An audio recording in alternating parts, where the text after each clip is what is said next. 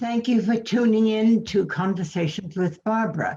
I'm Barbara Kanellopoulos.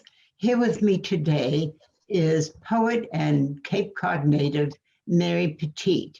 She is here to talk about her latest collection of poems called Moontide. Here we are, Moontide. Welcome to the program, Mary. And let us begin by talking about your approach to poetry. Many of them seem to me quite formal. Do you follow a formal, although it's free verse, do you follow a particular pattern of lines as you write? No, absolutely not. I write casually. I write what comes out. And the structure, I play with the structure after I get it done on the paper, but I don't change that much usually. I see. Not too much editing after you've written it down? No. Well, that seems to me extraordinary because the poems seem so perfectly crafted. They and that may be because you've been writing poetry for a long time. When did you start writing poetry? When I was a child. I have old notebooks and collections full of poetry. I see. I've been writing since I could. I see. Well, you know, this reminds me very much of the anecdote about Picasso, that a reporter asked him to scribble something on a napkin, and he did, but he said, it took me 25 years to be prepared to make that particular mark. So I think all those years of your writing poetry obviously have made it a much less effortful, an effortless process for you. Let's talk about the poems themselves.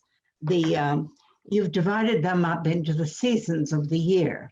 There are summer poems, fall poems, spring and winter poems. One of my favorites is A Black Dog. I wonder if you would be kind enough to read that for us among the summer poems. And Black Dog here in Falmouth is such a familiar term and a familiar sight, so that many of our viewers will be able to really associate their own experiences with this. Okay. And afterwards, I'll tell you about the black dog. Yes, do that. Okay. Black dog.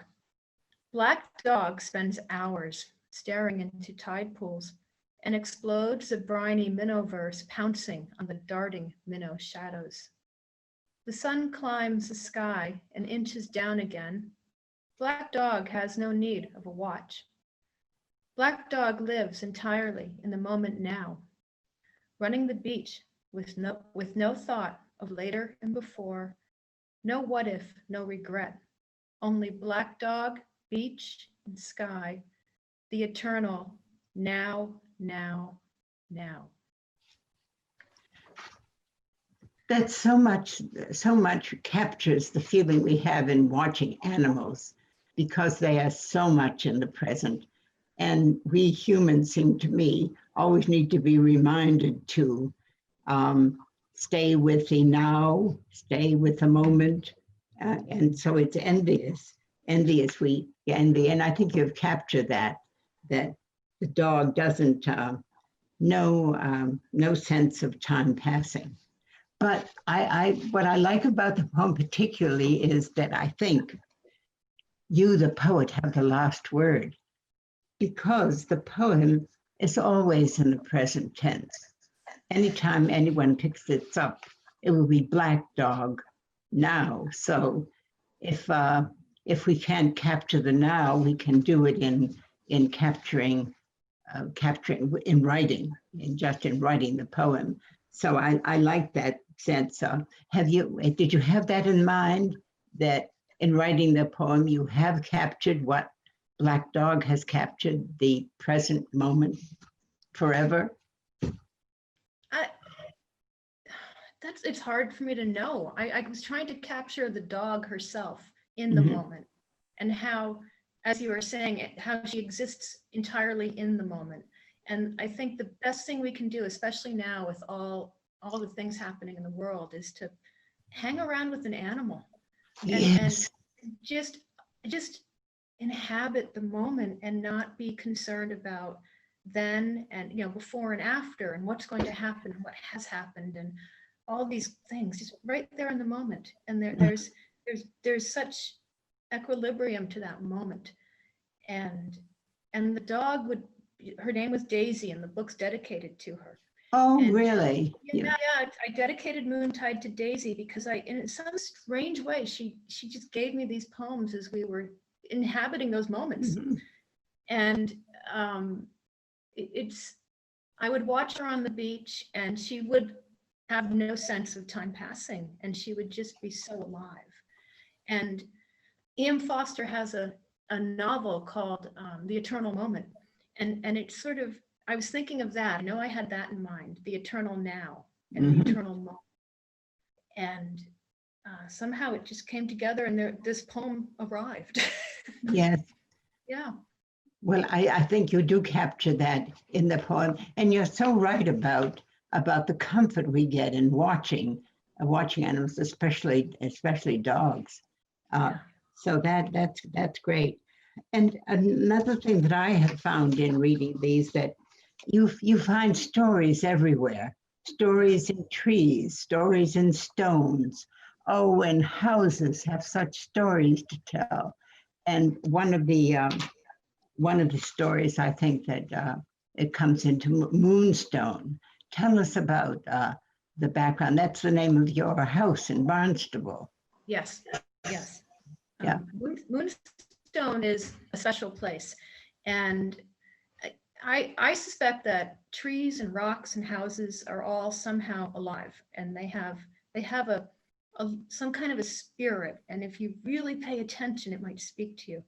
And Moonstone it's an old farmhouse, and it used to go from the land, which it stretched from 6A right down into the marsh on the north side of 6A in Barnstable, outside of the village. And it was a subsistence farm. And Mhm. it was never a grand sea captain's house. It was a farmhouse, and it's old. And so there are ghosts in that house because I've experienced them. So I told the story of the ghost we called Hello Man, which is a great Halloween story. And you'd hear somebody calling hello out in the yard, and you'd run out. It was always at dusk, that time when the day is changing into, from afternoon to evening. And you'd run outside, and there'd be nobody there. I heard it, the electrician heard it, my children heard it. And it was the strangest thing. And so I asked the neighbors, the oldest people I could find nearby, about what could this be? And they told me a story about in the 1920s, how a young man who lived there had died tragically. And I wondered, is he coming back and shouting hello? And so I wove it together into the poem called Yes. Homecoming. Right. Yes, that poem is the house's story. Yeah. Yeah. Yes, and I love the matter-of-fact way the electrician simply acknowledged that and went back to work. It's true. Yes. Everything in that poem happened. It's all he did. Yes. It seems to me that perhaps you can read that one. Oh, sure. Okay. It's perfect for October, isn't it? It's yes, nice. It certainly is. A Halloween story. It's a little bit scary. No, I thought it was more a not so frightening, but a meditation on what went past, and it seems to me that past is always present. It is, especially in that house. That house is holding the memories of many events, I think. Okay, it's called Homecoming. An insistent voice calls hello outside my door. A voice unrecognizable in everything, but its urgency. I open the door. Silence. No breeze, no bird song. The autumn evening shadows gather, and there is no man claiming that strong voice. The New England house is old. It dates to the 1840s officially, but has evidence of far greater age. An entire tree of a girth, now unseen, supports the west end of the house from north to south, hewn by an adze, fossilized in whale oil. An ancient well is buried in the depths beneath the living room. Ancient headstones lurk beneath the porch. Rewiring the empty house on a twilight summer evening, the electrician heard someone calling him outside, and running to see who it was, found only silence. Inside, he heard a woman's tread wearing the floorboards upstairs, always the same spot, always pacing, and the days dusky in between time. He never saw her, but he named her the walker and told me, "She's walking. Oh yes, she's walking," and waiting and turning back, and turned back to his work, rewiring. Sometimes in New England, past and present merge, and living coexist with the dead. My old school bus driver visits a neighbor across the street in a house even older than mine. The two embody history, 180 years counted altogether.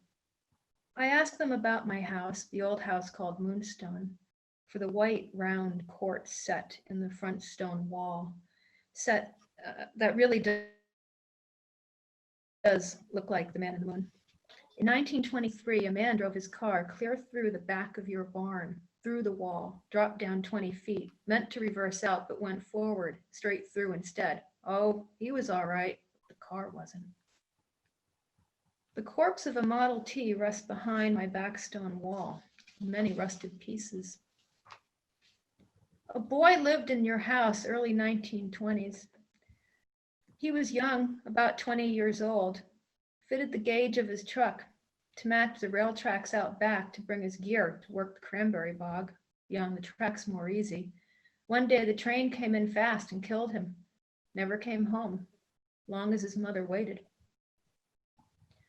Another early summer evening, this call from the porch, and this time my 6-year-old hears it with me, and together we run to see what is so urgent. Complete silence. I act on instinct. "Hello, man, welcome. Please come in." I throw the porch door wide. "You're welcome home any time, hello, man." I have named him and welcomed him home. The walker is still now. The calls of hello silent. Well, yes, yeah, this happens. Houses have their stories. You also spend you spend a lot of time walking the beach. You were talking about that earlier, that as you walk the beach, you make observations, particular observations, and then you will go home and the poem flows easily. Tell us more about that experience. Well, the poems came from a period of, I guess, almost 3 years. And I would walk the beach daily with my dog, the black dog. And she was a pointer lab mix named Daisy. And I got her from the Brewster Animal Shelter, where they always seem to have great animals. And we were best friends. And we walked, and she had lots of energy and needed to walk. Mhm. She ran the flats. And the beach, I find the area of land between land and sea, which is the marsh, seems to, just has a lot of energy, I find.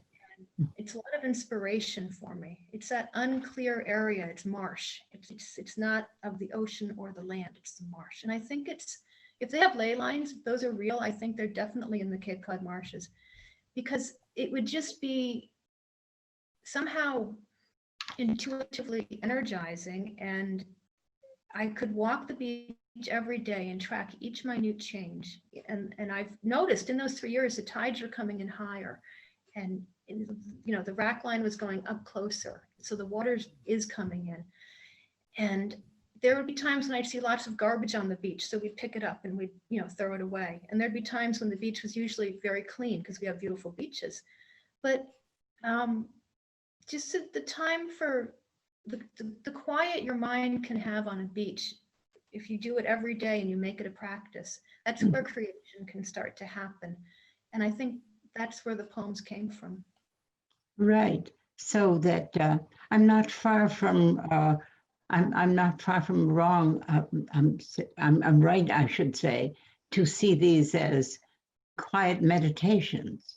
Meditation, they're experiences, but that they're thoughtful experiences. I particularly, and you're also a sailor, so that boats and the I should say the fellowship of boaters is close to you. I love the tribute that you've paid to the people who've owned over the years moorings and have sailed. And so that is a particularly beautiful poem.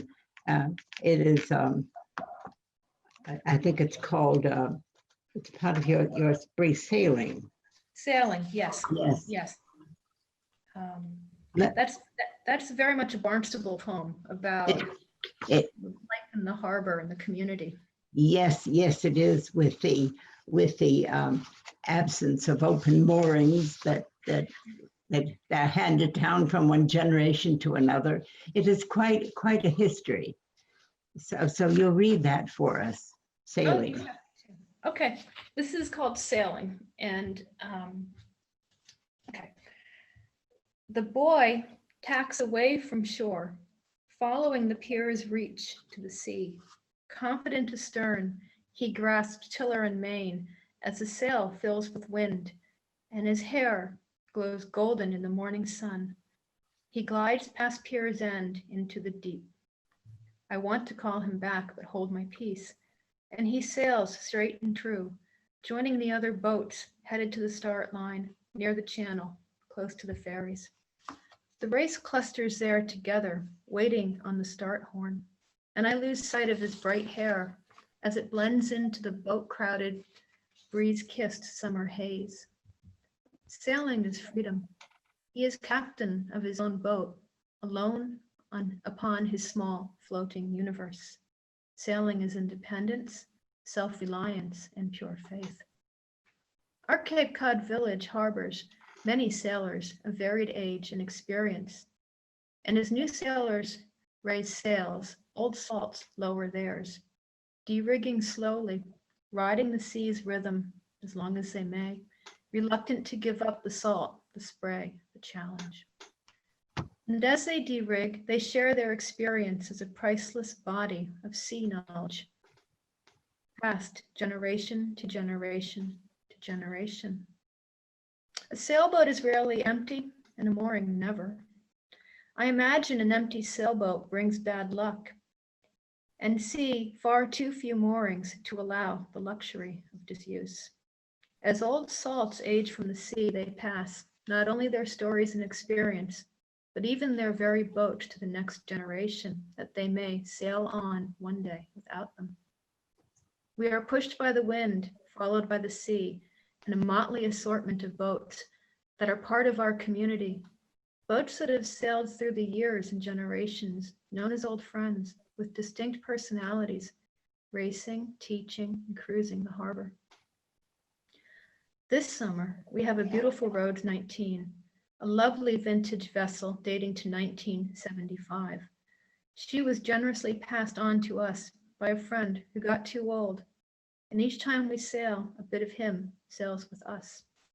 The Rhodes rides my dad's old mooring, which he signed over to me when he could no longer manage it.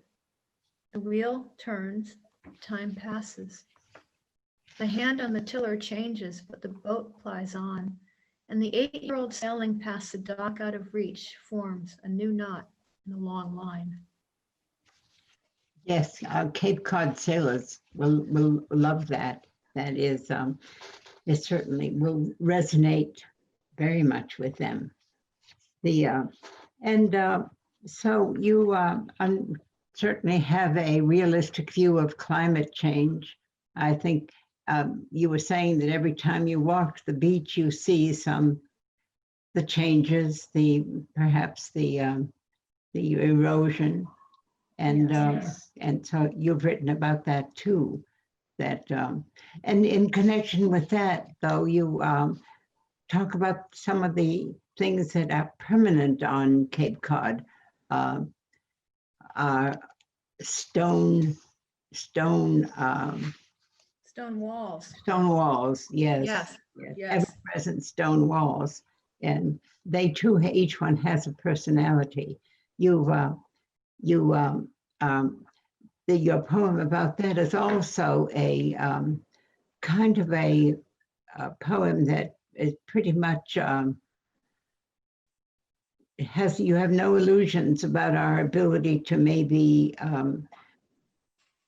fight climate change and not have. I think you have a vision of Cape Cod eventually being swept under by the sea.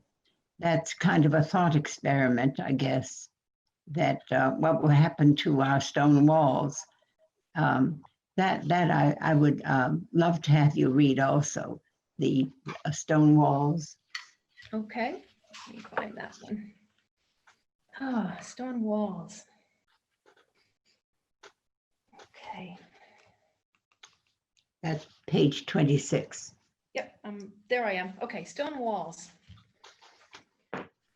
This is actually about Moonstone, the house, as well. Really? Yeah, the farmhouse I mentioned is Moonstone. The farmhouse enjoyed an ocean view before the bleating livestock all moved west and the tall brush forest choked the fields between the water and the windows. The land was hard to farm through the clay and the rocks, and now it seems hardly soil and hardly farming at all. But the old farmhouse stands sturdy beside the silent barn, built to last and lasting within the old stone walls, reliable gray stone English hedgerows, built an ocean from home, stone veins tracing the landscape in a network of farmers' anchors, heavy and sure to outlast other traces of that hard farm life. When Cape Cod finally slips beneath the waves, the old stone anchors will continue marking old boundaries at the bottom of the sea, explored by fish and colonized by mussels.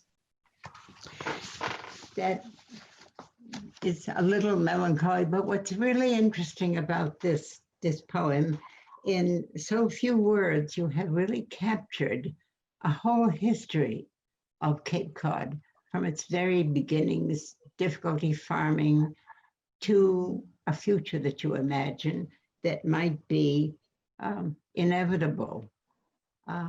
This is some of the magic of poetry is how much you can say in so few words. And it's remarkable to me too that you are able to do this quite freely. I think it comes with a lot of thinking that goes before the writing. Yes, there's been a lot of thought, yeah. And I remember being in a science class in school, at Barnstable High School, and a teacher saying that Cape Cod will sink beneath the waves at some point, and it would be in the distant future. So I think it was always going to happen, but I think now it might happen a little bit sooner than anybody would have imagined. Yeah. But our stone walls will be there underwater. Yeah, I think they'll yes. always, yeah, they'll mark the spot. They will definitely. Yeah, these are, in every sense of the word, these are Cape Cod poems. They just are. I almost, every single one of them just reminds me of what it's like to be living here and to be enjoying it and to be seeing it. And maybe even to maybe regret some of the things that have been changing it. One of the poems that I think is different in style, in feeling, is the Minister. Minister Emeritus. Minister Emeritus, yes, that's really very light and very a happy poem, and I think it also maybe bespeaks an unusual church service. Mm-hmm. It was wonderful. It was the last time I heard Reverend Warren speak at the Barnstable Unitarian Church, and he was minister emeritus. I think he died probably 3 or 4 years ago. So he was very old when this happened, and his sermons were just celebrations of life. And I can read it. It'll tell it better than I'll tell it now. Yes. Minister emeritus. But it is a bit of an homage to Reverend Warren, who was a very special man. Yes, I think, and really very much a man with a social conscience who really encouraged many Cape Codders to think about fair housing in the early years. A remarkable person. He did a lot of good. Yes. Okay, so this is a poem for him, really. Minister Emeritus. The last time I heard the Minister Emeritus, the church on the hill was sticky hot with July heat, and he delivered his sermon, which really wasn't a sermon, in a measured, age-soft voice, and held us in his wise, warm, watery gaze. And as we rose to leave the sanctuary, the pianist tapped gently the opening strains of American in Paris, and we started moving down the aisle of the Unitarian Church, gently swaying, as close as we could come to dancing in the Unitarian Church. And the pianist played more boldly as the Gershwin started swinging, and we were swung aloft on rays of sunshine as the minister emeritus gently smiled goodbye to each of us as we passed outside the church. Yes, that's a beautiful scene, a lovely scene. It was a lovely scene. It was a magical moment. Yes, yes. And Gershwin music, in which is might have added to the lightness of the moment. It did very much. It was just a magical thing that happened. It was an impromptu kind of thing. Mm-hmm. And the poems are kind of like, they describe moments in time, and they describe our lives on the Cape, and there's a lot of common experience, like sailing. We know about sailing and beaches, but they're vignettes. So I think they might be valuable as a record of a moment in time. Yes, I think of them as even more important, more valuable than photographs. People, our cameras, our phones are snapping snapshots all the time, but poems are like that too. But even more because they're able to say more than a photograph can about how people or how the poet is feeling at the moment, or what these scenes. What meaning that we can get from these everyday scenes. Now I do know that you have left Cape Cod recently and have moved to the Netherlands. Have you found yourself getting homesick? Oh, of course. Right. And has it been a difficult adjustment? The adjustment was more difficult than we anticipated, certainly, because my husband is Dutch, so we had been coming to the Netherlands pretty much once a year with the children, so they'd know their Dutch family. Mm-hmm. I had lived overseas before, years ago, but actually moving to the Netherlands it's been a wonderful experience, but yes, the adjustment was difficult. It took a couple of years. We're fine now. We've adjusted as much as we're going to. We're comfortable. Are you near the water? No. No. We're just outside of the center of Amsterdam. We're 20 minutes from the center, and it's a fabulous place to be. There's a lot going on here. It's a hub of activity, but there's no ocean here. We are near a sort of a. It's called a forest, but it's more of a woods if you're American. It's small. It's a nature reserve, and I can walk to that, and that's been wonderful. I think maybe we can expect some more poetry to come from that particular experience. Maybe. I wrote a few poems during the pandemic lockdown. It was pandemic poetry. But I haven't had the same poetry coming out of me. It hasn't happened since I left the Cape, actually. I That's see. the energy of the Cape, I think. I see. So these were then written in your house in the Netherlands. This I wrote selection. The poems were written on Cape Cod, and I had the manuscript. I see. And then we had the COVID lockdown. So that gave me time to focus on what I really wanted to be doing, which was creating a book. So that was the time I had to put this together. We might tell viewers that this book is available at 8 Cousins, and Yes. If they run out of copies, they will certainly order it for you. And as I said to you earlier, what's really wonderful about this slim volume is you can take it with you and sit outside with it and read the poems. And also, the poems bear reading and rereading and rereading. And every time I read one, I find other nuances in it.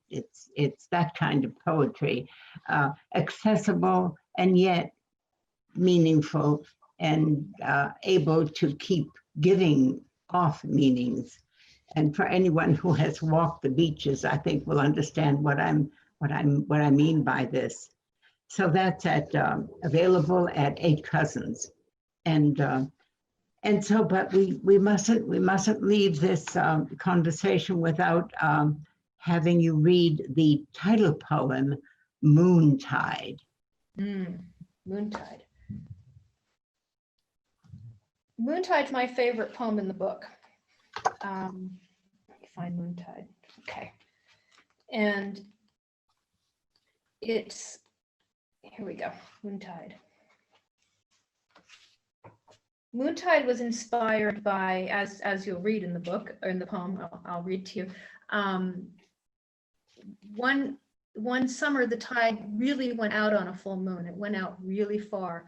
And the channel right next to the lighthouse on Sandy Neck at Beach Point, the point in the harbor in Barnstable Harbor, the channel became probably, I don't know, 3 feet wide, and it was sort of in a canyon. It's like it was really extreme. There was no water, and it was just running out, and you could feel the water. You could feel the power of the tide pulling it, and it was pretty dramatic. And How exciting! It was really neat, and it inspired this poem. I saw that years ago. The poem came later. I've only seen the deepest secret part of the harbor once, when a full moon tide pulled the water out, and I stood before the sandy point, deep in the channel's hidden canyon, in a cool, damp water world, where a ribbon of blue, 3 feet wide, lay enchanted by the moon. I almost leapt across, but didn't dare for fear of falling in. That is, yes. Scary, but that's exciting. A once-in-a-lifetime experience. Yeah. I would think. Yeah, I haven't seen that again. Right. There is so much more here. There is this lovely poem about trees, as you say. You feel that trees have a spirit in them. And this one comes out quite strongly. One feels that there is a voice in this old cedar, or a spirit. That's on page 28, and struggling against the weather. And when you tell me that you believe that the trees have a spirit, I can see it in this poem, that there is a force inside this tree. And as a matter of fact, I'm beginning to look at trees differently. Not quite, a little more alive than I've ever thought of them before. So this one is called Old Cedar. Well, old cedar it's an old cedar tree, and it lives on the beach between Indian Trail and Millway Beach. And I have been sitting with old cedar for years and years and years. And the water comes up closer and closer. And there's not much left of old cedar anymore because the salt is killing it. And it's actually probably quite dead. And last time I went and sat with old cedar, somebody else had left intentionally a sort of a wreath made of beach grass and feathers. And it made me think, I'm not the only one here who has a friendship with this tree. And if you sit with the tree long enough, you'll feel that. You'll feel the spirit of the tree. So Interesting. this is the story of old cedar. Old cedar knows why. Growing into the wind, certainly no solution. Tried once, and proof of the attempt lingers in the twisted gray trunk below a shock of green on branches curved by the forceful old north wind. Old cedar stands a lonely figure defying the wind as relentless ocean water comes ever closer, slowly claiming it from below. Yes, the inevitability of time and weathering. Well, I cannot thank you enough for being with us. This has been really such a pleasure.